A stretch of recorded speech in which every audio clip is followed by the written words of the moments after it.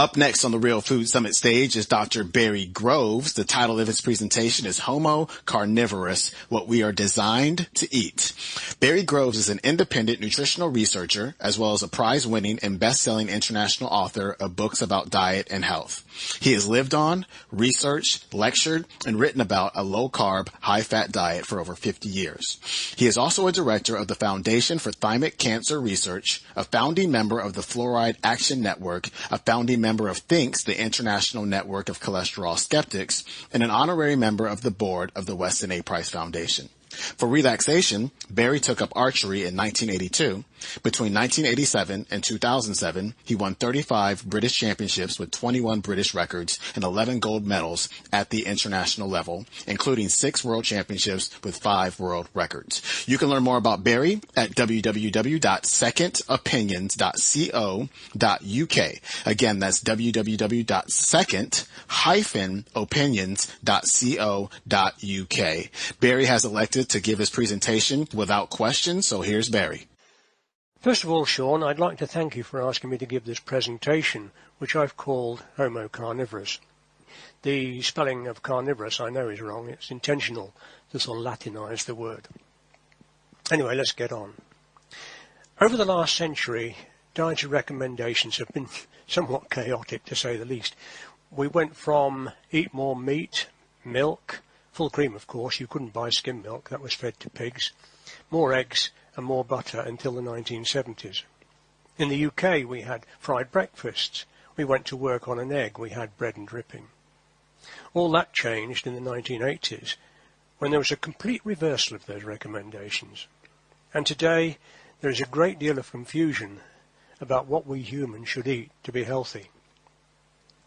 The official line, as I'm sure everybody knows, for the last 30 years has been that we must cut down on fats, particularly saturated fats, avoid red meat, and eat a diet that is based on lots of starchy cereals, bread, pasta, rice, things like that, and of course, lots of fruit and vegetables. Others point out that since we followed those recommendations over the last 30 years, obesity, diabetes, and a host of other diseases have all increased dramatically. They say we should cut down on carbs and eat more fat. I'm one of this latter group, and I want to tell you why I believe that our current so-called healthy ideas are so wrong, and what we can do to regain our true health potential.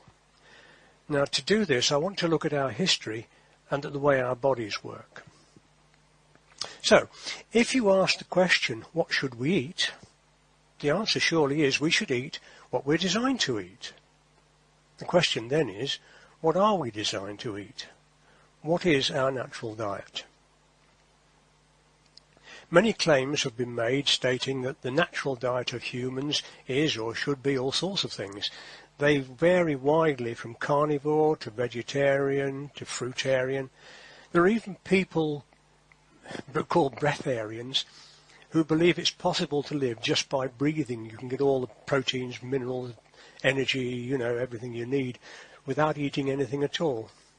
Seriously, they do exist. Probably not for very long. Others will say, perhaps, that we're all of them, that we're all individuals. One size doesn't fit all. You have to have a diet designed especially for you personally, because we're all different, and this has led to another fad called body typing. Well, to see which of these is correct, I think we must look at human diets from prehistory and at cross-cultural dietary comparisons of primitive and modern societies. It's also useful to consider the diets of mankind's nearest relatives, the other primates, because we are a primate, and at how our bodies are designed. The first point to note is that this topic should not be at all difficult. We've made it complex, but nature is really simple. Do wild animals in their natural environment require instruction or frequent bulletins from a Department of Health to guide them in their choice of food? Of course not. When did a primitive tribesman consult a calorie chart before deciding what and how much he should eat? They eat what comes naturally to them, and in the quantities they want, and whenever they like. And it really is quite simple. Herbivore are animals which seek and eat plant food, and carnivorous animals hunt and eat the plant eaters. Really, nature is not complicated. Wild animals are perfect examples of optimum nutrition resulting from their respective correct balanced diets, and that applies equally to humans. And body typing is nonsense. All members of a species are designed exactly the same, and for that reason they are all designed to eat exactly the same foods. So all rabbits eat grass. You'd never get a pregnant rabbit thinking to herself, I think I need a bit more protein for my fetus. I think I'll go and kill a mouse. It would never happen. Similarly, all lions eat zebras and antelopes and other animals, and you wouldn't get one thinking to itself, that meal is a bit rich. I think I'll go and pick some fruit. Again, it would never happen. We humans are also all one species, Homo sapiens, and we're all designed to eat exactly the same food. Although I will allow that some are more able to tolerate unnatural foods than others. So, we should all eat a similar diet. The question now is, what is that diet? There's no argument that we need to eat proteins and vitamins and minerals and so on, but for energy we have a choice between carbohydrates and fats. Which is better? Does it matter? To answer the question, I want us to consider what other mammals eat. On this slide I've got 6 different mammals. We've got cattle and sheep to the left in the middle. They eat grass and veggies and things that grow in meadows.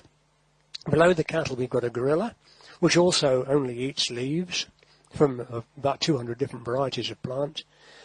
Next to the gorilla we've got lions, which eat normally warm-blooded animals, antelopes, zebras and so on, which we know have saturated fat in them, and the polar bear eats seals, which of course are very fatty, and the Maasai warrior above the seal lives in his natural state on the blood and milk of his cattle. And the milk is a very high-fat milk, about 8% fat, as opposed to our 3 to 4% fat. So which of these animals do you think eats a high-fat diet, is designed to eat a high-fat diet? Well, I want to look first of all at the gorilla's diet. From every kilogram that a gorilla eats, about 90% of it is water. Gorillas don't need to drink. They get all the water they need from the leaves that they eat. That leaves 10% or 100 grams of dry matter, of which on average 11.8 grams is protein, 7.7 grams available carbohydrates, by which I mean starches and sugars, and half a gram of fat. And that translates to 81.5 calories, which isn't very much from a kilogram of food. And it also breaks down to 58% protein, 37% carbohydrates, and only 5% fats in calorie terms. So, yeah, it looks like a low-fat diet. But it isn't actually quite as simple as that. You see, about 74% of the dry matter on average in the gorilla's diet is vegetable fibre. And the gorilla is what's known as a hindgut digester. Now, hindgut digesters digest and absorb proteins, the available carbs and fats, just as humans do through the stomach and the small intestine. The undigested vegetable fibre in their diet then passes to the cecum and colon, or large intestine, which house huge colonies of bacteria. And it's here that the fibre is fermented to produce short-chain fatty acids, which are then absorbed into the body to be used as energy. And they do that at a rate of about 2 kilocalories per gram of fibre. And this changes the whole picture. If we refer back to the energy figures from a couple of slides ago, we must now add the short-chain fatty acids, 148 kilocalories, and these almost treble the total energy which the gorilla gets from its diet, which makes it look a bit more sustainable. But it does more than that. It alters the whole macronutrient profile. The gorilla now is eating a diet which is only 20% protein, 13% carbohydrate, and a full 2/3 of its diet comes from fats. And since all short-chain fatty acids are 100% saturated, that's almost entirely saturated fat. The gorilla's diet is not a low-fat diet at all. It's a very high-fat diet. If we move on to the cattle and sheep, these are ruminants, and these are foregut digesters. Now, ruminants evolved to eat roughage, grasses and shrubs, built predominantly of cellulose. We can't use these, but these animals can. They include the large grazing animals, not just the cattle and sheep, but also goats, deer, antelope, and there's even a primate, the colobus monkey, one of our class of animals, which is a ruminant. Now, in ruminants, the major organ of fermentation is the same sort of process as in the gorilla, but it happens in their stomach, or perhaps I should say stomachs, as there tends to be separate compartments, which collectively occupy about 3/4 of the abdominal cavity. Quite how a calf is held in there till it's born beats me. Anyway, this multiple stomach also employs bacteria. Coming first in the digestive tract, the stomach not only ferments fibre to produce short-chain fatty acids, it also ferments starches and sugars, the available carbohydrates.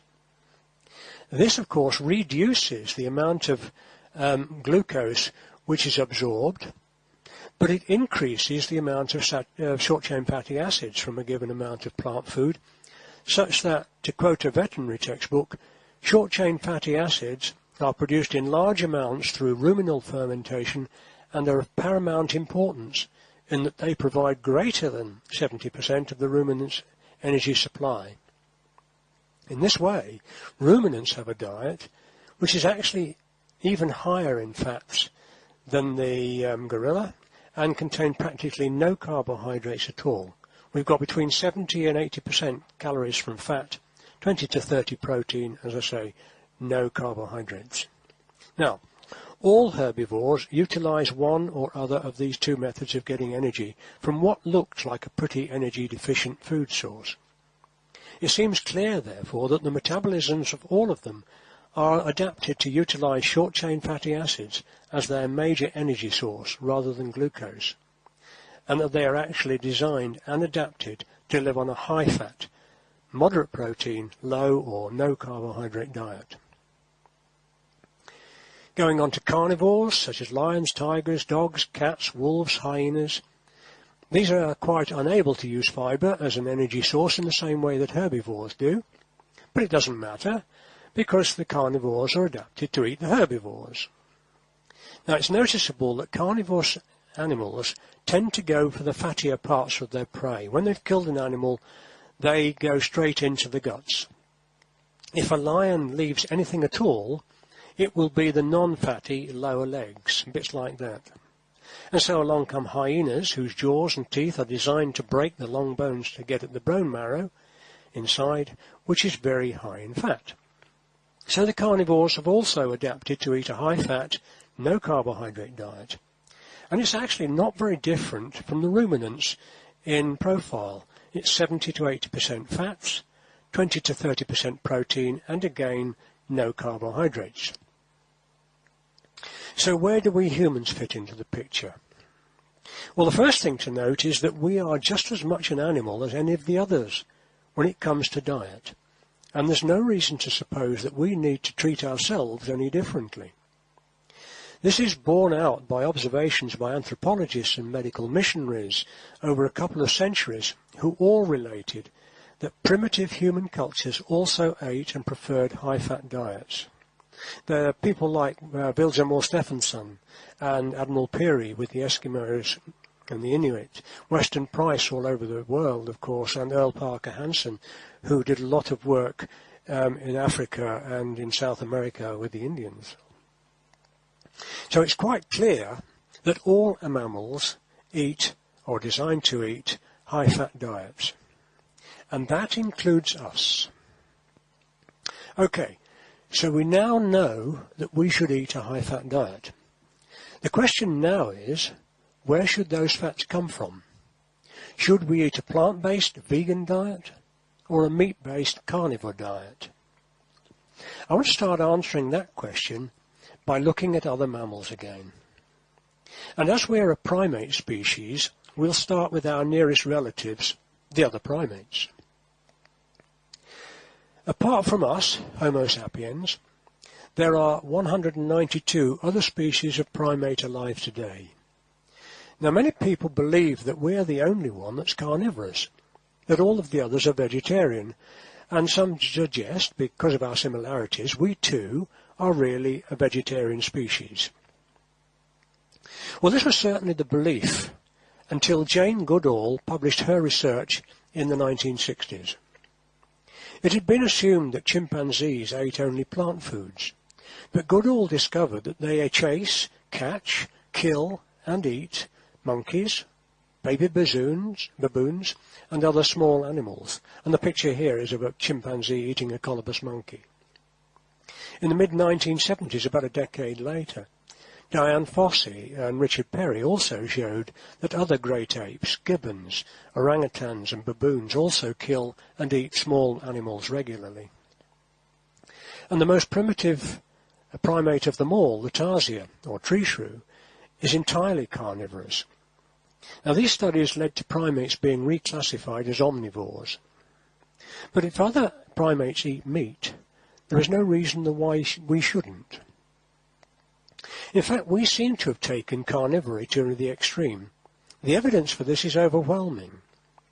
We can trace human evolution from remains and artifacts of early hominids found in Africa, our ancestors, and other parts of the world for millions of years.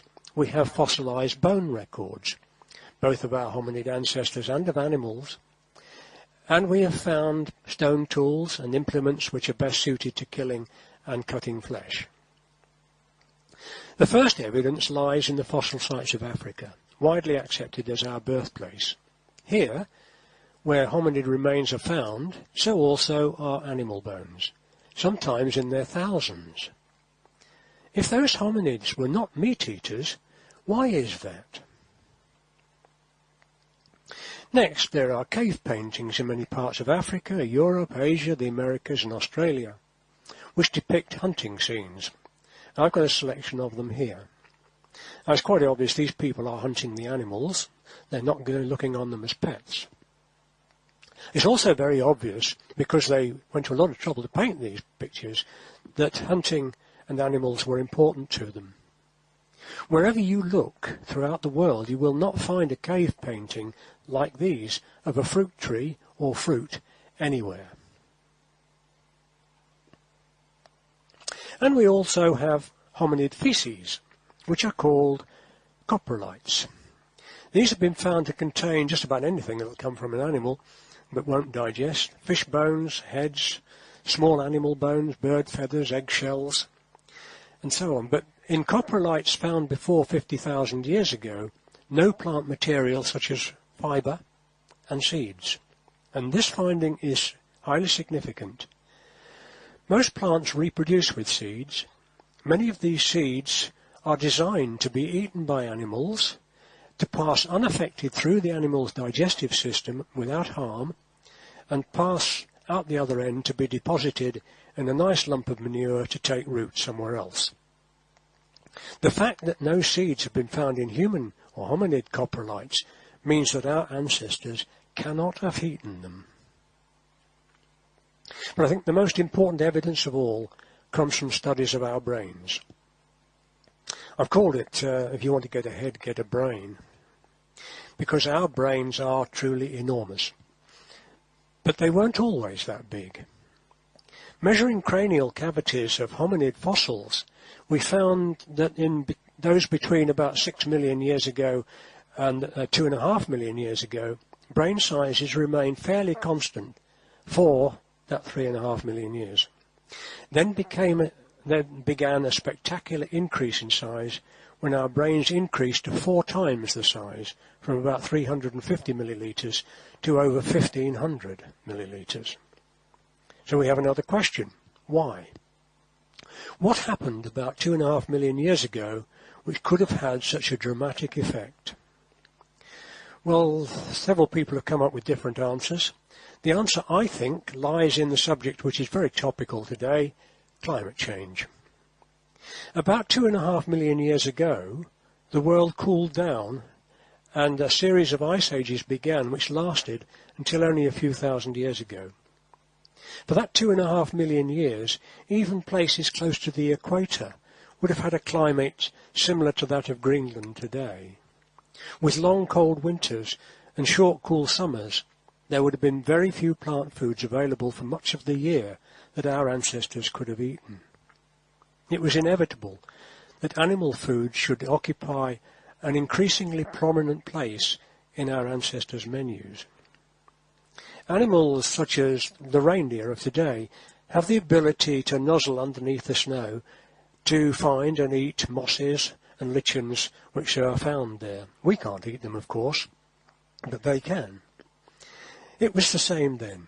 Just as the Sami do today, there is very little doubt that our ancestors must have relied on those animals for their food. They would have followed animals like the reindeer around and eaten the animals who were eating the mosses and so on. We also have a change in teeth size. We have smaller molar sizes, less robust facial muscles, and alterations in incisor shape from that time, which also confirm a greater emphasis on foods such as meat that requires less grinding and more tearing. And we know what animals were around at that time. We have flat-faced bears, woolly rhino, woolly mammoths, and so on. And all these animals carried a lot of body fat. An increasing proportion of meat in the diet would obviously have provided more animal protein, a factor perhaps related to the increase in stature which accompanied the transition from Australopithecines through Homo habilis to Homo erectus and modern man. All Ice Age animals also carried substantial amounts of body fats, both as insulation against the cold and as energy reserves. This greater availability of animal fat was a more important dietary alteration, I think. We know that early hominids broke skulls and long bones to get at the brain and marrow fats from a broad range of animals. These and other carcass fats were probably as much prized by them as they are by modern human hunter-gatherers today. Not only did more animal fat in the diet mean considerably more energy, it was also a source of ready-made long-chain fatty acids, including the 20 and 22 carbon chain fatty acids, arachidonic acid, docosahexaenoic acid, and docosahexaenoic acid, which are together make up over 90% of the fatty acids found in the brain matter of all mammalian species. This again is highly significant because 20 and 22 carbon fatty acids are essential for brain development and they are not found in vegetable fats. The longest chain in any vegetable oils are linoleic acid, which is the omega-6 EFA, and alpha-linolenic acid, which is the omega-3. But these are only 18 carbon fatty acids. Now, we do have an ability, just like all mammals, to chain elongate and desaturate these to produce the longer chain fatty acids, but we're not very good at it. Quoting here from a study, humans maintain an inefficient ability to chain, elongate and desaturate 18 carbon fatty acids to their product 20 and 22 carbon fatty acids. Preformed dietary 20 and 22 carbon fatty acids were increasingly incorporated in lieu of endogenously synthesized fats derived from 18 carbon plant fatty acids. Our brain growth could never have happened if we hadn't eaten animal brain fats. At this point, I want to introduce Dr. Max Kleiber. Zookeepers in the middle of the last century wanted some means of assessing how much food they needed to stock for different animals. Food was expensive, and if it wasn't used in time, it would go off.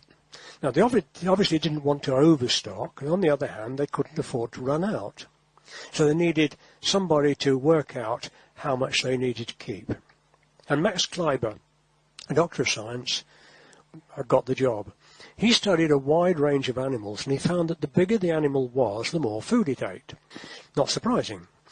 But the relationship wasn't simply a case of double the size, double the amount. He found that the amount of food required approximated to the animal's metabolic rate to the power 0.75, and this ratio became known as Kleiber's law. Kleiber's law also applies to the sizes of energy-producing or using organs within the body, the heart, the brain, the liver, the gut, muscles, and so on. Now, the size of any organ that is directly concerned with metabolic turnover should comply with Kleiber's law. If we measure the size of these, and they are in accordance with Kleiber's law, each part's quotient will be 1.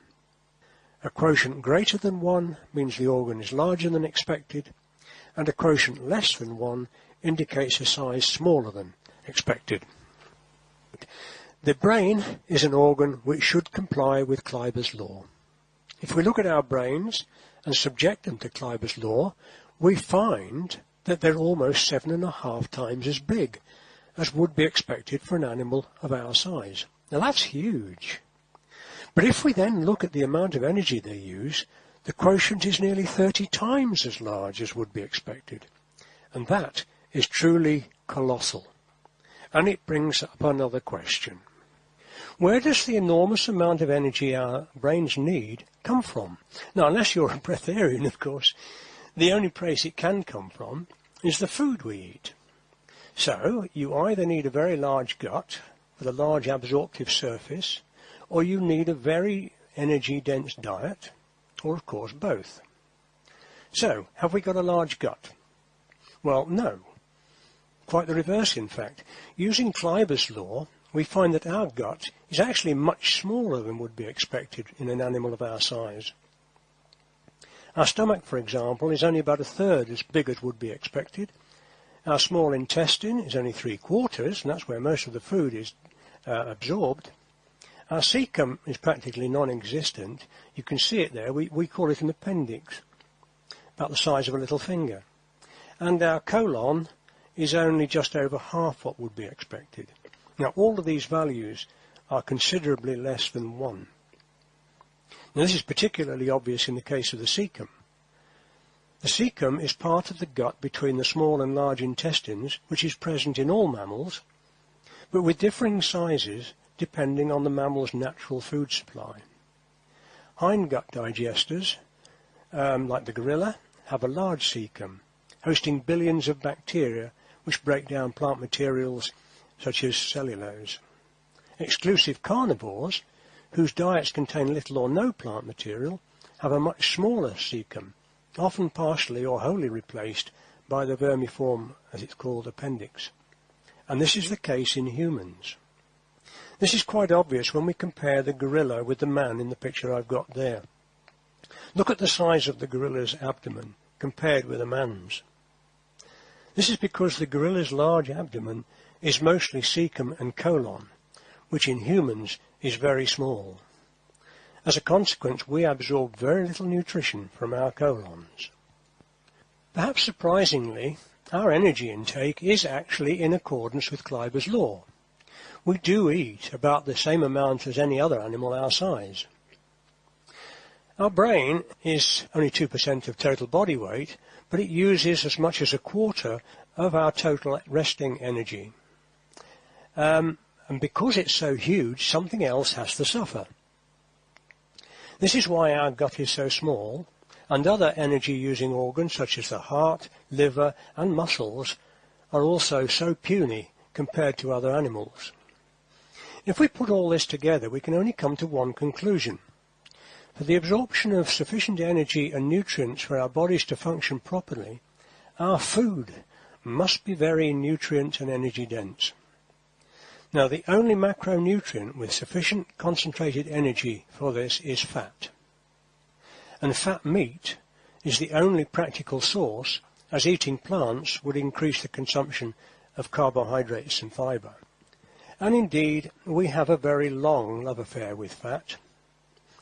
Now, while I don't regard the Bible as a scientific work, it does tell us what the peoples of the Middle East believed 2,000 to 3,000 years ago and what they liked to eat. The first indication that fat was prized comes from Genesis with the story of Cain and Abel and the account of the first recorded offering to Jehovah. And Abel was a keeper of sheep. In other words, he was a carnivore, if you like, but Cain was a tiller of the ground. He was a vegetarian. And in process of time it came to pass that Cain brought of the fruit of the ground an offering unto the Lord. And Abel, he also brought of the firstlings of his flock, and of the fat thereof. And the Lord had respect unto Abel and his offering, but unto Cain and to his offering he had not respect. This story tells us two things. Firstly, it represents the preferences of the Hebrew people themselves when they were living in the region of Babylon and Egypt. Meat and fat were regarded as superior to vegetables. Secondly, the inclusion of the words, and of the fat thereof, means that Abel didn't only bring lambs, but also more fat separately as an added superior gift. Biblical sheep, by the way, were the fat-tailed sheep, which I've got pictures of there. They were prized highly in biblical times, and they're still found in Syria and Palestine today. And further on in Genesis, we learn by inference that both Jews and Egyptians thought well of a high-fat diet. And Pharaoh said unto Joseph, Take your father and your households, and come unto me, and I will give you of the good of the land of Egypt, and ye shall eat the fat of the land. From other passages of the Old Testament we know that the Israelites were thinking of fat mutton, or of mutton fat, when they spoke of the fat of the land. The Bible tells us that mutton fat was considered the most delicious portion of any meat, and the tail and adjacent part the most exquisite morsel in the whole body. And from Isaiah 25:6, And in this mountain shall the Lord of hosts make unto all people a feast of fat things full of marrow. And that's not vegetable marrow, that's bone marrow. The New Testament also has similar references, and we learn that beef fat was also held in high esteem. When the prodigal son returned home, his father didn't welcome him with an ordinary calf. He slew a fatted calf. When Christianity sped northwards, the biblical phrase, to live on the fat of the land, would have been readily understood across Europe. Across the Mediterranean from the Holy Lands, the Greeks too liked their meat fat and believed that their heroes preferred it. You won't find a kind word about lean meat in the poems of Homer, but they're larded with praise of fat meats. Take the Iliad, written about 850 BC, in which we read of Agamemnon, who slew a fat bull of 5 years to the most mighty Cronion, and Patroclus cast down a great fleshing block in the firelight, and laid thereon a sheep's back, and a fat goat's, and a great hog's chine, rich with fat. We find the same in the religious and profane classics of northern European peoples, preserved in the Scandinavian Eddas and sagas. One Icelandic poem reads, There, in Valhalla, in paradise, the feast will be set with clear wine, fat and marrow. Again, that's bone marrow, not the vegetable kind. And the earliest Indo-European scriptures, the Vedas Upanishads from around 2000 BC, also contain some very interesting observations regarding food.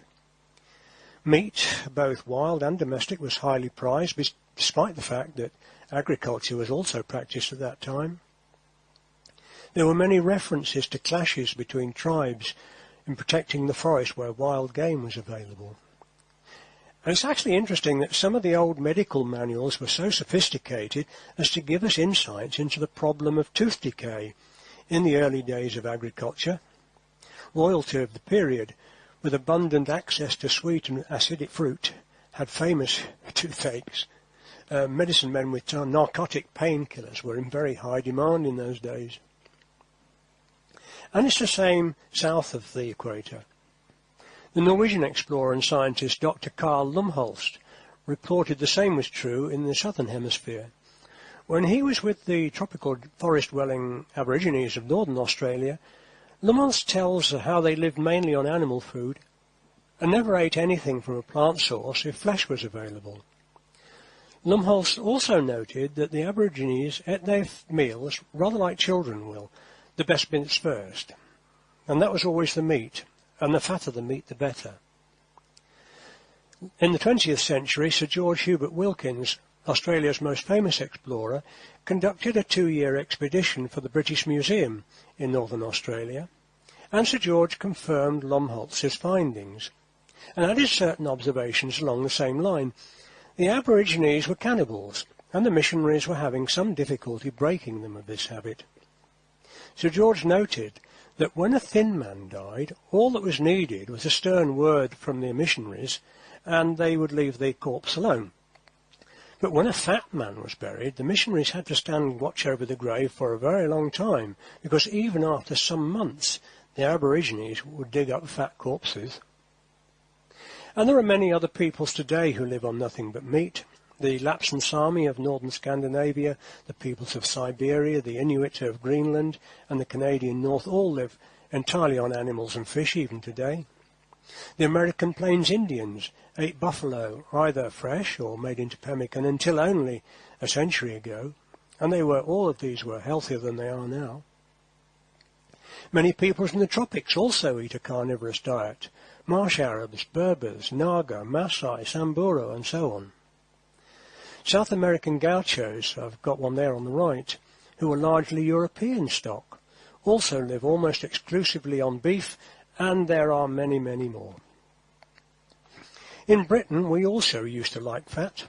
In English speech, fat food was called rich food. This was the highest praise. In 19th century Britain, the most esteemed part of the diet was fat. Describing good meat, Mrs. Beeton, in her Book of Household Management, which was written in 1861, said, "Beef of the best quality is of a deep red colour, and when the animal has approached maturity and has been well fed, the lean is intermixed with fat, giving it the mottled appearance which is so much esteemed. If meat didn't have much fat, that was a sign of poor quality." And to my mind it still is. A piece of meat there, by the way, is a piece from an Aberdeen Angus I had a little while ago. And dietary recommendations in this country, shaped by Sir John Boyd Orr's work, advising a high-fat diet, well into the second half of the 20th century. Now, many people are told, particularly in America, that the Mediterranean diet is particularly healthy. This, they're told, is because the people in the Mediterranean countries eat olive oil.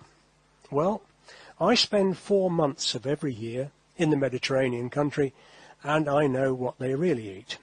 Yes, they eat olive oil, but they eat a lot more butter. The Spanish spread pork fat, or lard, thickly on their tostadas for breakfast. Pate, sausages, salamis, chorizo, etc. are all more than 50% animal fat. Cheeses come between 60 and as much as 80% fat. The cream, which I've got on the top right there, has a minimum of 31% fat. Unfortunately, 35.1 is also the maximum. At home, in Britain, I use British double cream, which is 48%. But you can also buy fat meat, those 2 pork chops there, as you can see, about a third fat, and very fat bacon. That's the real Mediterranean diet. To summarise then, this evidence tells us that fat has played a major part in the diets of peoples of every inhabited continent across the globe, from the Arctic to the equator, and from primitive to civilized, for the whole of our existence as a species. As my mentor, the late Dr. John Yudkin, once said, fat is the most valuable food known to man. But with the advent of healthy eating, all that seems to have been forgotten, changing so radically from our accustomed high-fat diet to one unnaturally low in fats. Not only have we lost the benefits from the fats we used to eat, we've replaced them with a source of energy for which we are genetically ill-prepared: carbohydrates, starches, sugars, fruit. And carbohydrates are very far from healthy.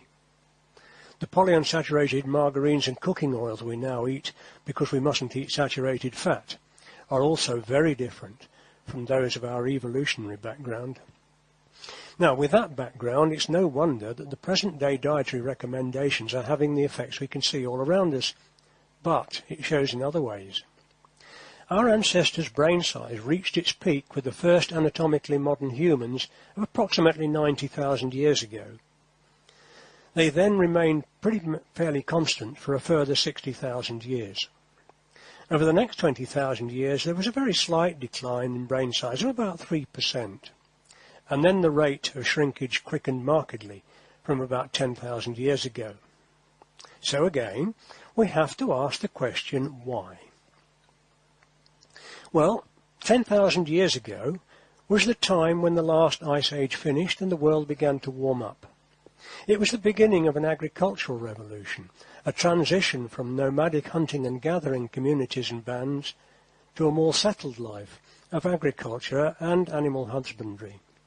And it heralded a dramatic change in our lifestyles and our food supplies. There was an enormous drop in consumption of high-energy, fat-rich foods of animal origin, from over 90% of the diet to as little as 10% today. And that was coupled with a large rise in grain consumption, cereals, which are not only less energy-dense, but also deficient in vitamins, minerals, essential amino acids, and fatty acids. Today, cereals are by far the largest source of food in the world, far bigger than all the other classes put together. And meat, even if you include milk and eggs, comes a very lowly fourth. We probably eat more sugar than meat today, and the meat that we do eat will be lean with the fat cut off, and it shows. Over the period, our brains have shrunk by 11%. Other things in history have also helped destroy our brains. About 200 years ago, the Industrial Revolution heralded a second dietary revolution, which had two powerful but opposite effects on our health. Industrialized countries, with their increased wealth, no longer had to rely on home-produced seasonally dependent foods. They could import what they wanted and could look forward to going through life without ever having to be hungry again. Until then, we ate the fruit that we could pick from hedgerows, blackberries, sloes, crab apples, all of which are not very sweet. With the international commerce, however, came new, sweeter fruits, which tasted nicer. As a consequence, people changed from eating what they needed to eating what they liked. And if they still ate the indigenous fruits, they put sugar on. The next change in our diet, it speeded up much quicker when a new disease, which we now call coronary heart disease, or CHD, suddenly took off in the 1920s across the industrialized world and became a major cause of premature death. This graph I've got here is from England and Wales. Graphs for the United States and other industrial countries are something similar. Now, this new disease was very worrying because doctors really hadn't got a clue what was causing it. In 1953, an American doctor, Ansel Keys, used data from 6 countries to prove, he said, that increasing levels of fat eaten was the cause of the rise in coronary heart disease in those countries. This study, however, is quite fraudulent. At the time Keys did the study, in 1953 or the early 1950s, there were data from 22 countries he could have used. He didn't use those which didn't fit with what he wanted to show. Now, I've put 2 of them in here. For only 2 reasons really. They both begin with the same letter and they're both European. These are France and Finland. As you can see, Finland has about 10 times as many heart deaths as France, even though the Finns actually ate slightly less fat. And if you use all the data replotted 4 years later, it is clear that there's absolutely no correlation at all between fat intakes and heart disease. Nevertheless, the fat causes heart disease hypothesis was persuasive. If Keys was right, that gave the doctors an easy out. All they had to say was, don't eat so much fat and you'll be all right. Although this has never been proven, it still rules our lives today. So we have evolved over several hundreds of thousands of years to eat and cope with animal fat. Despite this, doctors argue that the cause of heart disease is too much animal fat. Surgeon Captain Trevor Cleve, back in the 1960s, said, however, for a modern disease to be related to an old-fashioned food is one of the most ludicrous things I ever heard in my life. Of course, he's right. They also say that it's a result of a lack of polyunsaturated plant oils, such as corn oil, safflower and sunflower and canola oils. But think about it. How can this present epidemic be caused through a lack of something we've never eaten? And then in the 1980s, healthy eating was introduced, and we had carbohydrate-based low-fat foods, and things got worse for our health even quicker with healthy eating, which recommended this sort of a diet. And we can see the consequences of this all around us. There's been a dramatic rise in a whole range of diseases. Obesity is the most obvious one.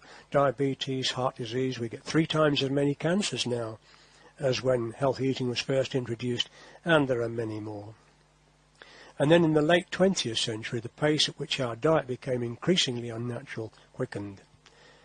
Science made possible the production of synthetic foods that had the appearance, texture and taste of the real thing, but very few of the essentials, the proteins, the fats, the vitamins, the minerals, and so on.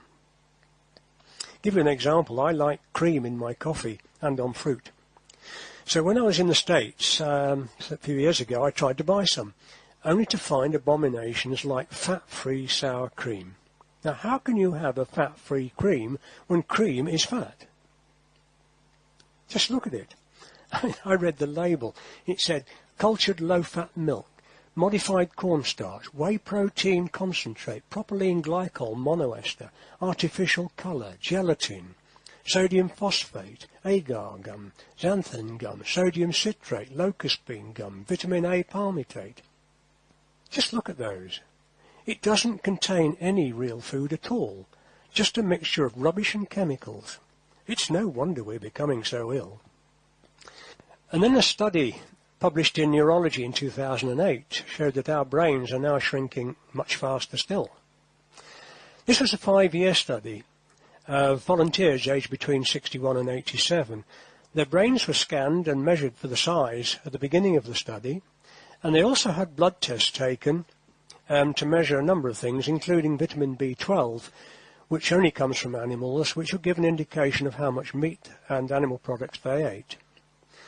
At the end of the study, their brains were tested again, and so were their blood, and significant levels of brain shrinkage were seen.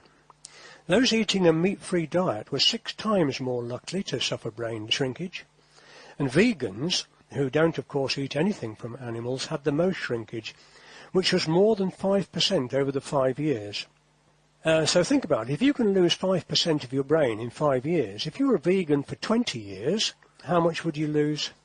I had thought about this, and I had a look at the sizes of the brains and the various people at the beginning of the trial, and I found that the smallest brain in somebody eating a normal diet was actually bigger than the biggest brain of a vegan. Worryingly, though, all participants had vitamin B12s, which were within what was regarded as a normal range. This suggests strongly that what we consider to be normal is actually way too low. We need to raise the standard, and to do that, we need to eat more meat, not less. Incidentally, if you're still worried about fat and heart disease, these 2 graphs should reassure you. From the World Health Organization, they show that in Europe, the countries which have the highest fat intakes are the ones with the lowest numbers of deaths from heart disease. So to conclude, the totality of evidence points to our being basically a carnivorous species. But obviously we can survive by opportunist use of plant foods if meat is scarce. Does this make us omnivores? Well, perhaps. But we have no need, biological or biochemical, for any plant foods at all. I want to leave you with a few thoughts now. First of all, do you realize that we civilized humans are the planet's only chronically sick animal? No wild animal or human culture living on its natural diet suffers the chronic diseases we do. Most of them don't even get infections. Another fact, our pets suffer the same diseases we do, and for the same reasons. We feed carnivorous animals, dogs and cats, on rice and biscuits and healthy vegetables and chocolates. Wherever we travel in the world, we export our dietary dogma, and that makes previously healthy populations as ill as we are by contact with us. You've probably seen in zoos, if you've been there, notices which say, please don't feed the animals. Now, there's a very good reason for this. Feeding fruit and things like bread to herbivores such as a gorilla is the equivalent of feeding them a high-carb, low-fat diet. And that diet increases the risk of a heart attack in gorillas in exactly the same way as it does with us.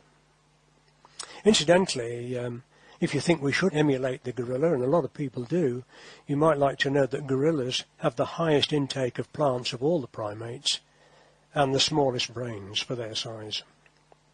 So, we have a problem.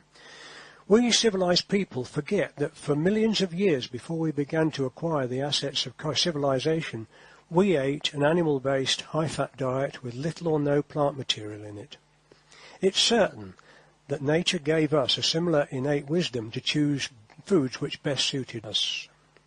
So long as they remained nutritionally ignorant and uninformed, our ancestors did a pretty creditable job of selecting their diet.